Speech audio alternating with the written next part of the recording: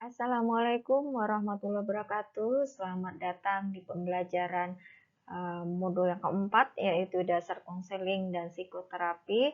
Di sini kita akan membahas keterampilan dasar konseling. Keterampilan dasar konseling yang perlu kita ketahui atau yang perlu kita terampil atau latihan itu adalah kita harus tahu dulu 5 tahapan struktur dalam wawancara. Kita lihat di sini bahwa struktur wawancara itu ada 5 tahapan. Yang pertama itu adalah rapor. Rapor ini adalah bagaimana cara kita dalam menjalin hubungan dengan klien. Nah, yang kedua baru pengumpulan data. Ketiga, kita bisa menentukan hasil sesuai dengan arah kemana klien inginkan. Nah, yang keempat, mengemukakan macam-macam alternatif dalam penyelesaian masalah klien. Yang kelima itu adalah generalisasi. Nah, di sini kita bahas satu-satu.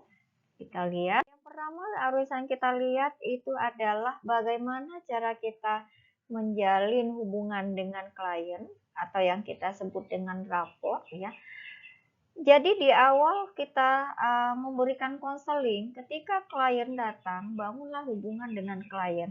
Misalnya dia datang ke kita bisa membangun hubungan dengan menanyakan bagaimana kabarnya, kemudian juga bisa Ibu, apakah Ibu datang dengan apa, ya, tinggalnya di mana. Nah, ini mulai kita membangun hubungan dengan klien dengan menanyakan kabar dan kondisi dia. Bisa saja nanti klien baru datang, kita tanyakan apakah Ibu tadi sampai ke sini tidak macet, ya. Apakah Ibu tinggal di mana? Nah, itulah dalam yang sangat penting sekali dalam kita perhatikan dalam membangun konseling ini adalah kita harus membina hubungan. Ingat bahwa klien yang datang ke kita, yang pertama dia cari adalah bantuan untuk perhatian, ya, kemudian perlindungan, ya, kemudian juga dia meminta bantuan secara psikologis kepada kita. Nah, otomatis yang kita berikan adalah memberikan kelekatan psikologis dengan membangun hubungan tadi.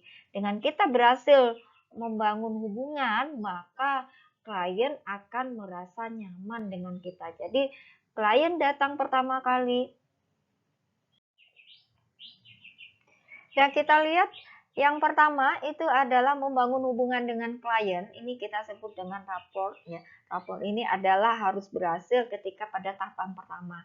Jadi yang awal pertama kali kita pada klien itu menanyakan kabarnya, kemudian di mana tinggalnya, ya, atau apakah dia tadi dalam perjalanan tidak ada kendala. Nah, ini adalah awal kita dalam membangun rapport dengan klien. Jadi yang harus kita perhatikan dalam konseling, yang pertama itu adalah jalinlah hubungan dengan klien. Nah, kita ingat bahwa klien yang datang ke kita itu adalah dia merasakan psikologisnya tidak nyaman atau dia merasa tidak nyaman dan perlu kenyamanan psikologis dan perlu perhatian dari kita dan butuh dia dukungan dari kita. Apa yang kita berikan yang pertama adalah berikanlah kenyamanan psikologis atau klien sudah nyaman dengan kita. Kalau dia sudah nyaman dengan kita, dia akan bisa berbagi apapun permasalahannya dengan kita.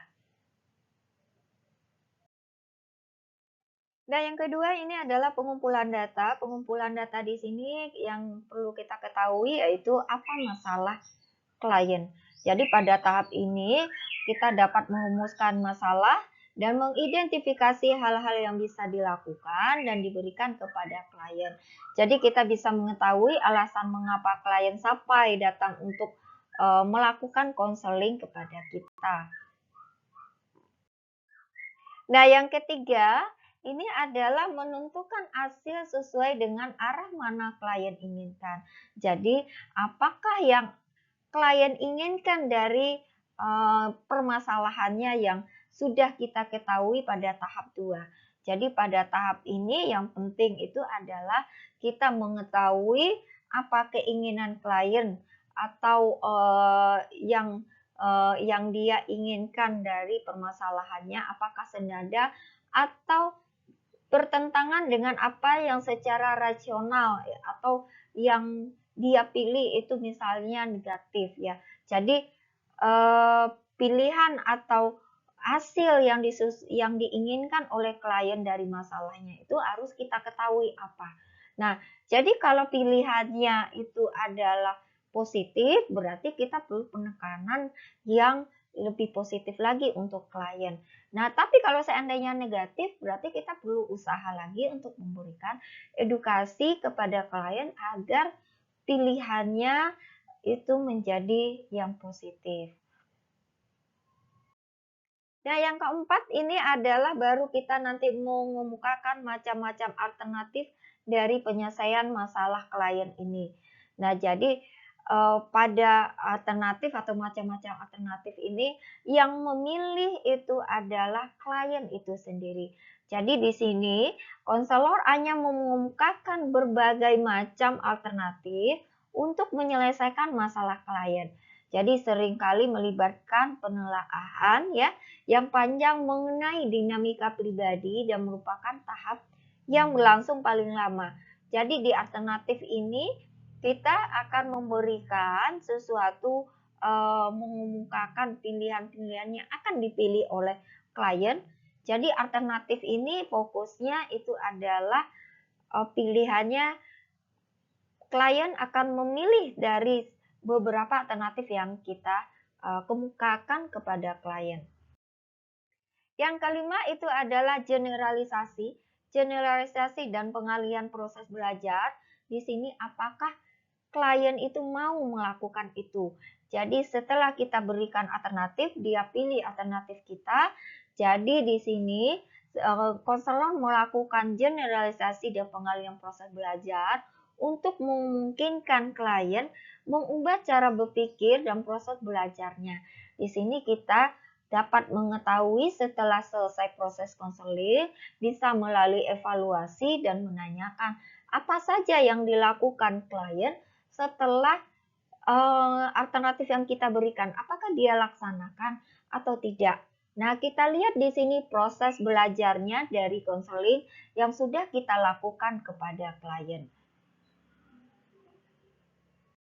Nah, itu tadi keterampilan dalam konseling yang harus kita latih dan mahasiswa harus melatih 5 keterampilan struktur wawancara ini agar dapat terampil dalam konselor atau dalam memberikan konseling. Nah, terima kasih atas perhatian dan waktunya dalam mengikuti video pembelajaran keterampilan dalam konseling. Semoga bermanfaat video pembelajaran ini. Terima kasih. Wassalamualaikum warahmatullahi wabarakatuh.